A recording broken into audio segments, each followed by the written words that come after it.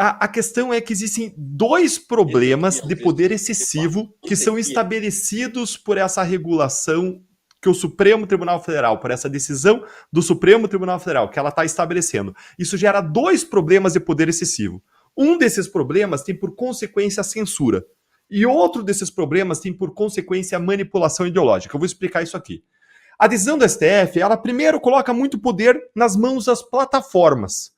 E a consequência disso vai ser a censura privada. Por quê? Porque quando ela dá muito poder para as plataformas, que a obrigação da plataforma tirar conteúdo do usuário que seja ilícito, isso gera um risco para a plataforma, porque se a plataforma não tirar, ela vai ser responsabilizada.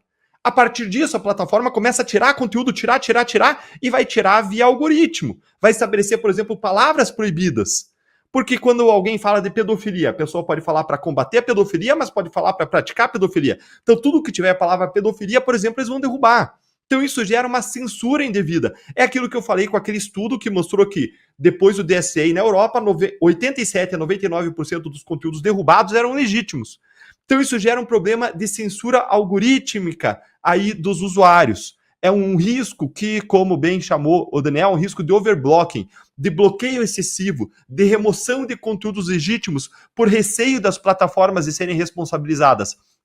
Até, como eu disse, o relator da ONU para a Liberdade de Expressão criticou sistemas parecidos com aquele que o Supremo quer implantar aqui no Brasil, que foram estabelecidos na Alemanha, na França e até na própria Europa.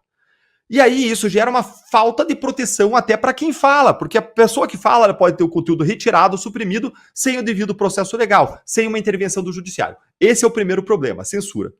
Agora você tem um segundo problema, que é muito poder para o governo. Peraí, Deltan, mas a gente está falando de rede social que vai ter muito poder. Não, gente, se a rede social tem a obrigação, o próximo passo vai ser o governo criar a solução para todos os seus problemas. Vai criar um órgão para fiscalizar. Não se iludam.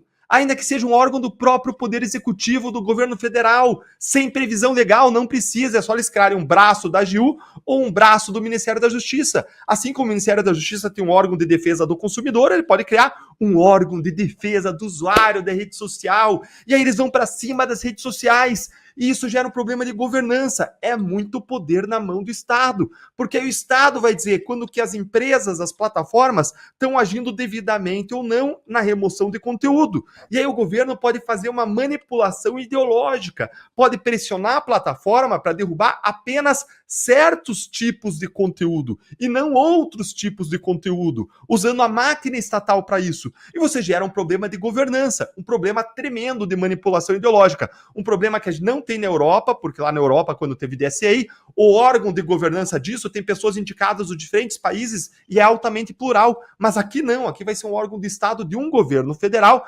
fazendo isso, pressionando as plataformas. Então, esse sistema, nenhum sistema é perfeito. A gente sempre está falando aqui, para invocar o Thomas Sowell, de um trade-off. A gente tem de um lado a liberdade de expressão, do outro lado você tem risco do uso da liberdade de expressão. Da mesma forma que a liberdade das pessoas de sair na rua traz risco. Alguém pode praticar um crime, alguém pode assassinar alguém pode roubar outra pessoa. Mas é uma questão de responsabilização e não de trancar as pessoas em casa, porque se saírem de casa elas podem praticar crime. O que se quer fazer hoje é o equivalente a trancar as pessoas em casa. Querem trancar o discurso das pessoas nas redes sociais pelo risco que isso representa. Olha, eu queria ouvir o Marcílio e o Scorsin rapidamente sobre isso e depois eu queria colocar uma outra questão aí sobre se existe mesmo esse descontrole total. Mas vamos lá, Marcília, contigo primeiro, antes de introduzir outra provocação aí.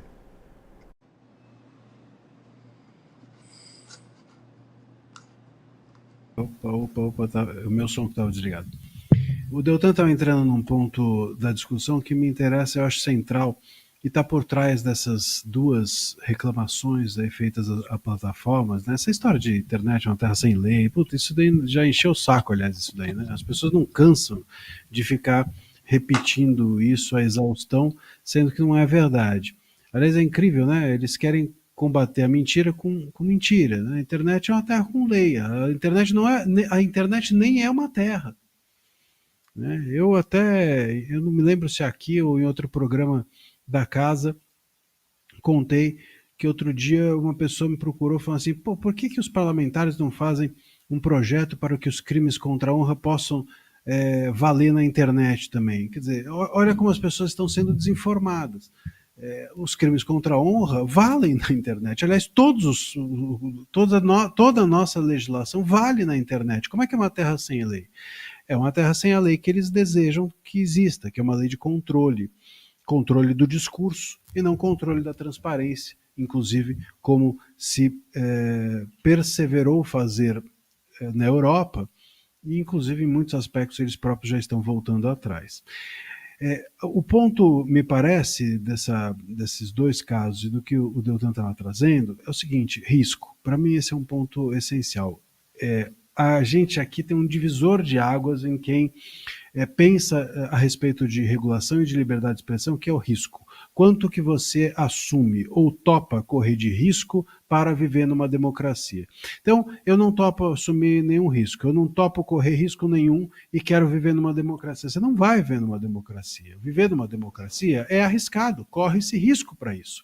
Então, não dá. A pessoa que quer viver numa democracia sem risco é aquele mesmo tipo de pessoa que quer ser católico, mas poder casar com duas pessoas, diz que é católico, mas não entende que o Papa condene certas coisas, você entendeu? É mais ou menos assim, ele quer adaptar o mundo ao formato dele. A democracia é justamente um jogo de contrários, e o jogo de contrários é risco o tempo inteiro. O risco, inclusive, da democracia dar errado faz parte.